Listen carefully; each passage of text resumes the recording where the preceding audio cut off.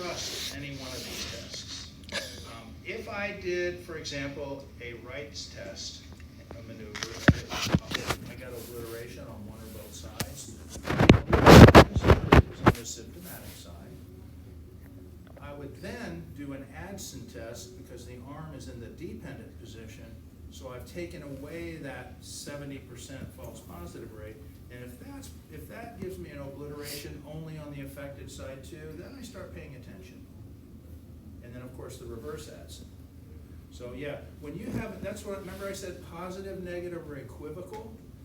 You want your answer. As soon as you get your answer, you can stop, but Angela, you're absolutely right. If I don't know, I'll keep testing until I do.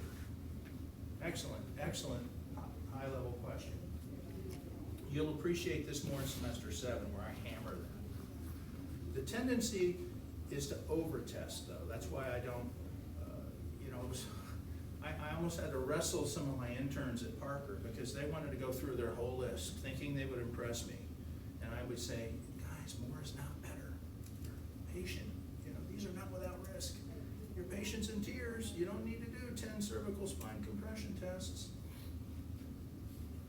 So as soon as we can get our answer, and that comes with reps and confidence, which you'll have in abundance when we're done with you. But yeah, if you're not sure, do more. Just keeping in mind, this could very well be a false positive of all the conditions I'm going to teach you about. TOS is the one with the most false positives. The tests are all for the wrong type, the 5%, And then 70% of those folks are abnormal, but it's a false abnormal. It's very, very hard to nail down. So yeah, if I got a Wright test, I would do an Adson test, but between you and me, I always start with Adson. Always. And a reverse Adson's just, economy of motion, smooth as fast. So you do an Adson, hold your breath. I think it was a little weaker on that side than that side. Turn the other way for me, do the same thing. Yeah, it really was. Now I might start doing more provocative tests. But you won't, if it's a true TOS, a vascular TOS, one test won't be negative and one test won't be positive as you go up the chain. Remember, doing cervical compression is the least vigorous. Sperling A is a little more aggressive. Sperling B is even more aggressive. And if you, as we learned ULTTA in a moment, that's the most aggressive. ULTTA hurts even when it's normal, a normal patient, but it is not the kind of pain that, it's a different kind of pain. If you're doing it right, your patient will feel it, and it'll be uncomfortable. It shouldn't really hurt them, emergency, but it will be uncomfortable if you're doing it right. So, but it's a solid test. So that's the right test. Yeah, here, 60 to 69% of normal subjects, these researchers found. It just doesn't have a high confidence interval. You won't see a 95% confidence interval on these tests.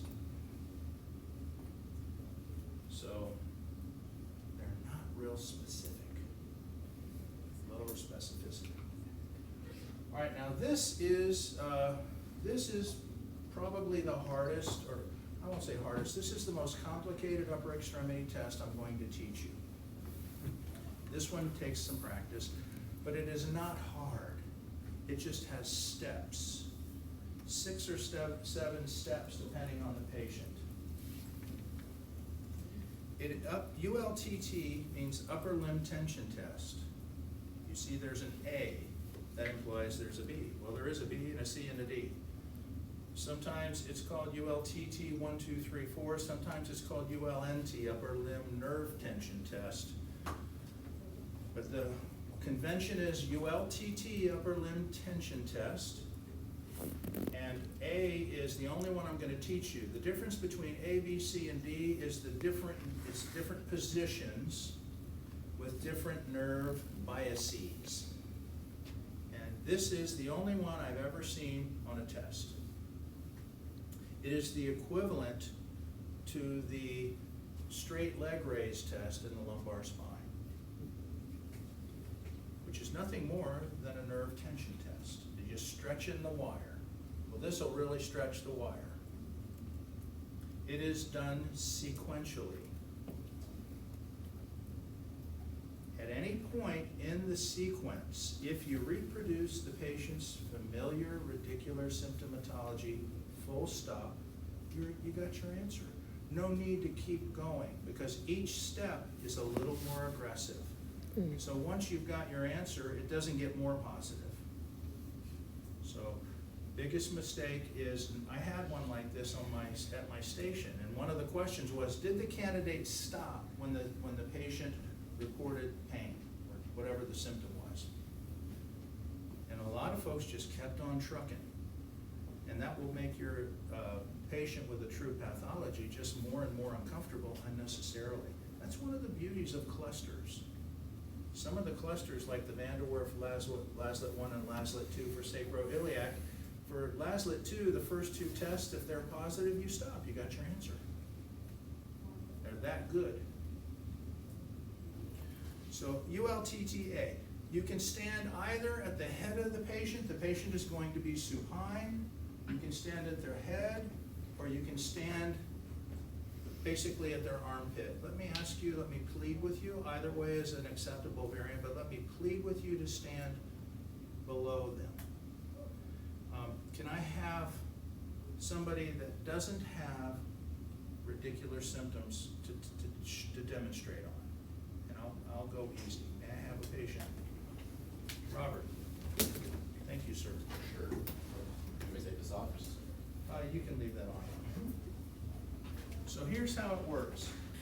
It has a median nerve bias, and it tests the most likely nerve roots that you're going to encounter with disc herniations in the neck. What's the most common level for a cervical disc herniation according to Hoffelfeld? C5-6.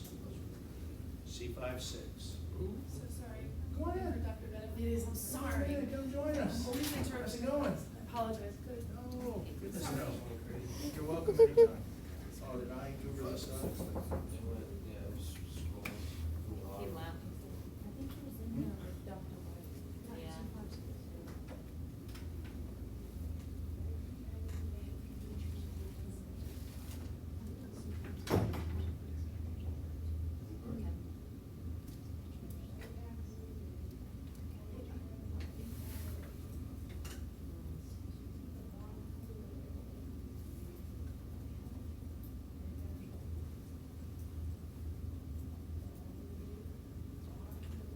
Yeah, sometimes I'm pushing the button and I don't realize it. So the ULTTA, it has a median nerve bias, which isn't all that important. Like the D has an ulnar nerve bias, who cares? And C5-7 nerve roots, C5-6 is the most common location for disc herniation. I have that in either my principles, I think it's in my orthopedic neurology PowerPoint. Highlighted in yellow, I think.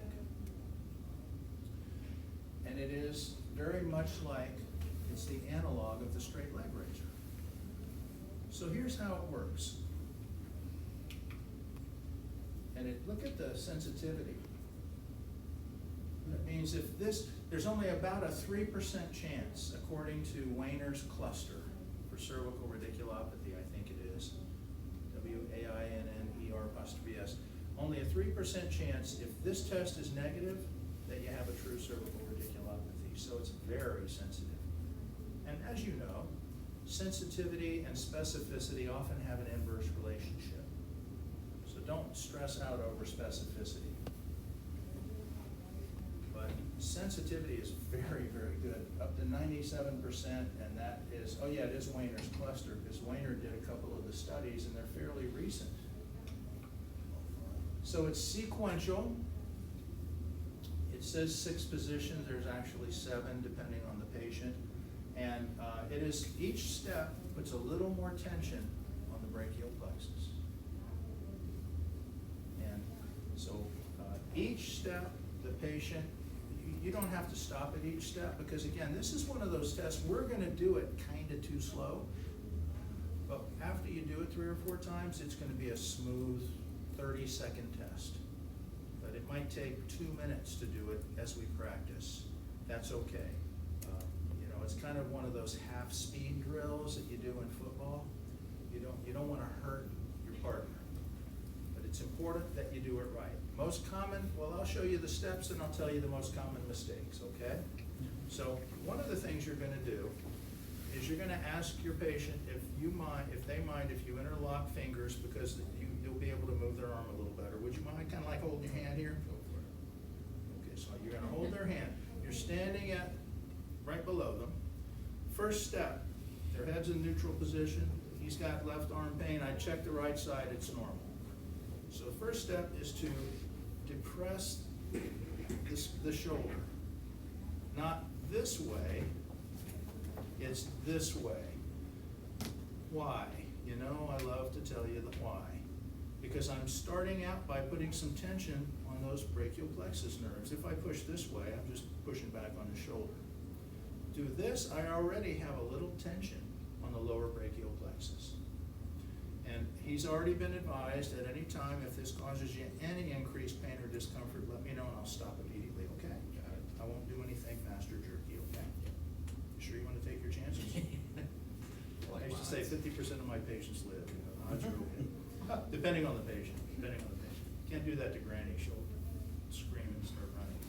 But anyway, you gotta learn. So you push down on the shoulder, there's some tension, no issue. Abduct the arm to 90 degrees. If you're a high flyer and you're gonna go on the internet, some will say 130 degrees, forget about it. 90 degrees, you're not gonna get a goniometer out and go, wait, it's only 125. Just 90 degrees.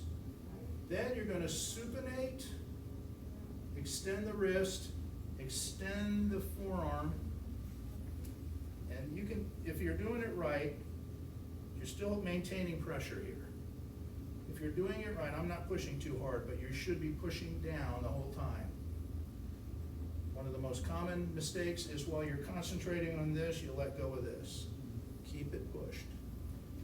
At this point, and the other mistake is to let that hand come up.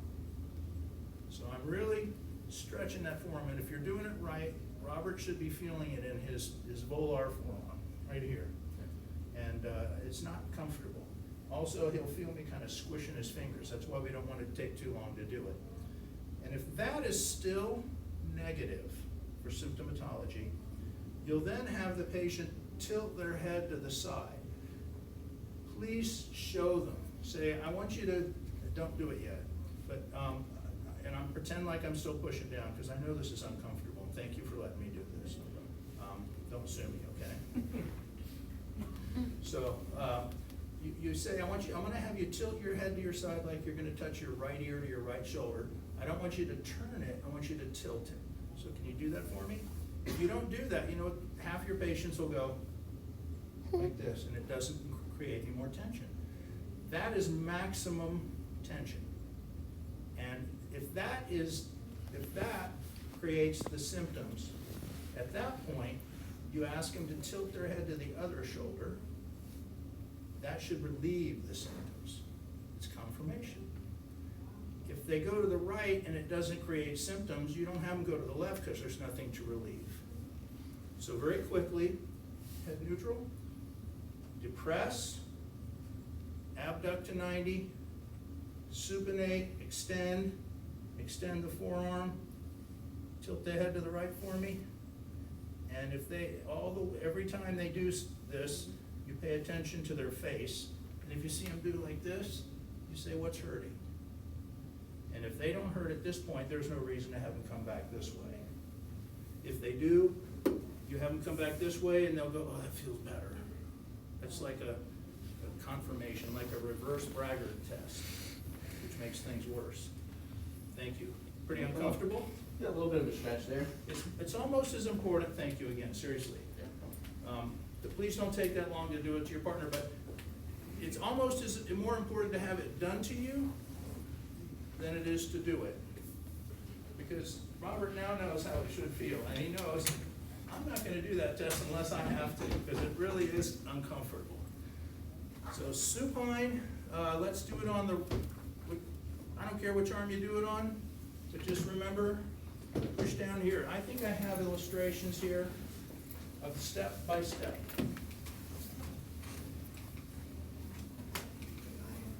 Okay, scapular depression, shoulder abduction,